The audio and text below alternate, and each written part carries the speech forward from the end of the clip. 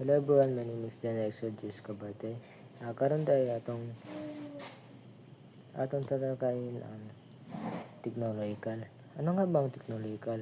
Ang technological ay mano siya ang gamit na ginagamit ang tao para mas mabilis ang kanilang buhay. For example, sa phone. Ang phone man kay di mo na siya example ng phone tungod kay ang phone ay ginagamit siya for communication, sa dula-dula sa unsay mong basta dahil purpose sa cellphone.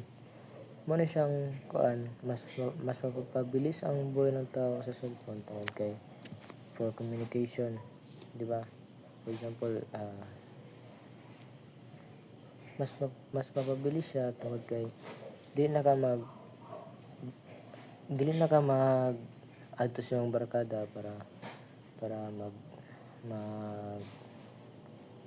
mag-message o kung ano mo gusto. So, na ang cellphone para mas i-chat na lang nimo, mag-send na lang ka sa kung saan mong gusto i-send, di ba? Mag-communicate na lang mo using sa cellphone. And another example na niya is arang sa cellphone gyapon alarm clock.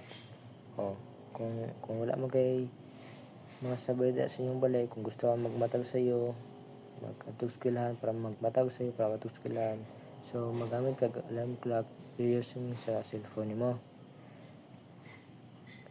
Mao ni siya mas mapapadali ang buhay ng tao kay para makamatag sa iyo. Good evening everyone, my name is John Exodus Cabarte at karon ang atong pag-usapan tungkol sa technological. So ang technological mao ni siyang mga gamit na ginagamit ng tao para mapabilis ang kanilang buhay. Mao ni siya ang mga gamit na para mapabilis ang trabaho ng isang tao. For example, ang cellphone. Ang cellphone kay ginagamit siya for communication sa dula-dula sa mga nana and other and paano na siya nga mas mapadali ang buhay ng tao for communication mapadali ang buhay ng tao kay dili na ka maglisod og dili na ka maglakaw sa imong for example sa gusto i-communicate Jinsan to Davao, dili na ka maglakaw dito sa Davao para ingon yung gusto ingon sa iya ha. Bagkus mag-chat na lang ka sa message sa Messenger, Facebook, sa dira di na ka maglisod. And every nakalipas ang panahon, nagaunlad ang teknolohiya. For example sa iPhone. Di ba dati kay ano pa lang iPhone iPhone 6. Kanya karon nanay mo gawas nga iPhone 17.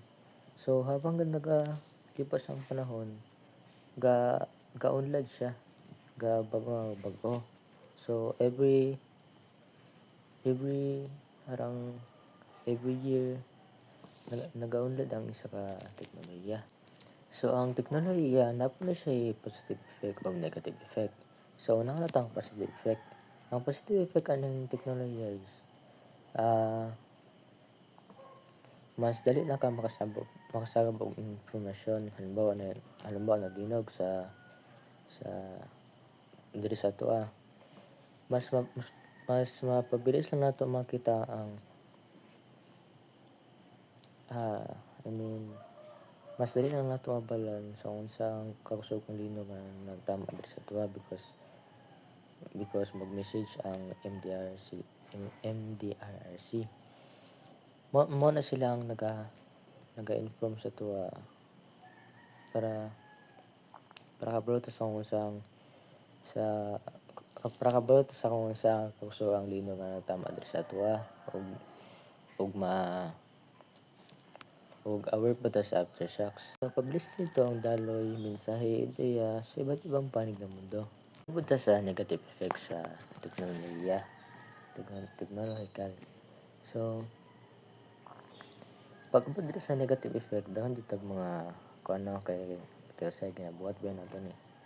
For example, arang sa cellphone magdula tag ML, 'di ba ang negative effect niya is, dili na ka namo gyud gud nga dili na masugo, 'di ba, kasi yun na nag-ML. Mo na siya ang negative effect dira sa teknolohiya arang na ganahan na ka sigdula, di na ka masugo sa imong mga papa na sa sige na mag ML, dili na ka ka himo sa mga project assignment tungod na ng ML, sige na nagkuhan, sige na nagdula, di na ka masugo, di ba? So mo na siya mga negative effect ano niya. So mao na 'to, ang technological mo sa mga bagay na ginagamit ng tao para mas mabilis ang kanang buhay.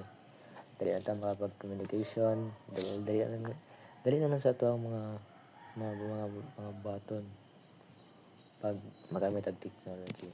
So, meron ta akong opinion patungkol sa technological. So, unta na may nasabtan. Thank you everyone.